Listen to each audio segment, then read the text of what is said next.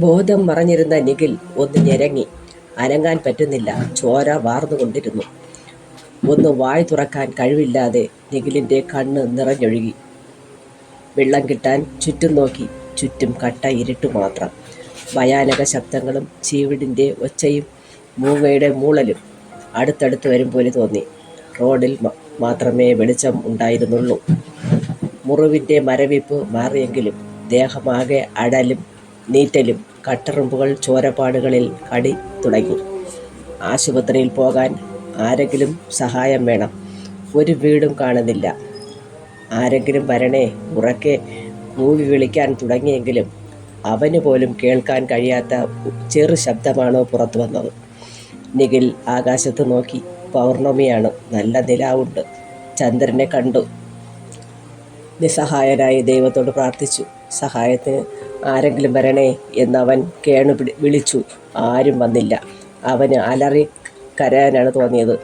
മൂങ്ങയുടെയും ചീവിടിൻ്റെയും കരച്ചിലും മൂളലും നിന്നു.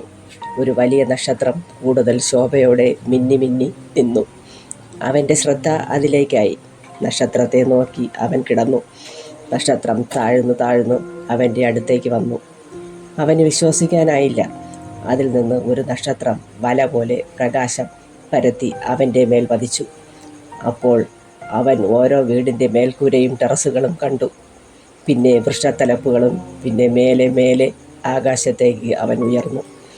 ആകാശം എന്തു സുന്ദരമാണ്. നേരെ അവൻ ഒരു പറക്കും തളികയിൽ ആയി. അത് പറന്നു പൊങ്ങി. പലതരം ഗോളങ്ങൾ അവൻ കണ്ടു. എല്ലാം ഒരുപോലെ ആയിരുന്നു. മിന്നിത്തിളങ്ങിയ ഗോളങ്ങളിലായിരുന്നു ഓരോ കുടുംബവും താമസിക്കുന്നത്. നല്ല അഴകുള്ള കണ്ണുകളാണ് അവിടെയുള്ള എല്ലാവർക്കും. അവിടെ എല്ലാവരും നല്ല സ്നേഹമുള്ളവരായിരുന്നു. ആ കണ്ണുകളിലെ കൃഷ്ണമണിക്ക് വലിപ്പം കൂടുതലായിരുന്നു. ശാന്തഭാവമുള്ള വ്യക്തികൾ അവനെ ഒരു കുഞ്ഞിനെ പോലെ കയ്യിലേന്തിയെടുത്തു. അവൻ്റെ തലയിൽ തലോടി. അവൻ്റെ വേദനകൾക്ക് അവന് ആശ്വാസം തോന്നി. സ്വർണ്ണക്കപ്പുകളിൽ അവർ ഭംഗിയുള്ള ഒരു പാനീയം അവൻ്റെ നേർക്ക് നീട്ടി. നിഖിൽ 2 കൈയും നീട്ടി അത് വാങ്ങി കുടിച്ചു.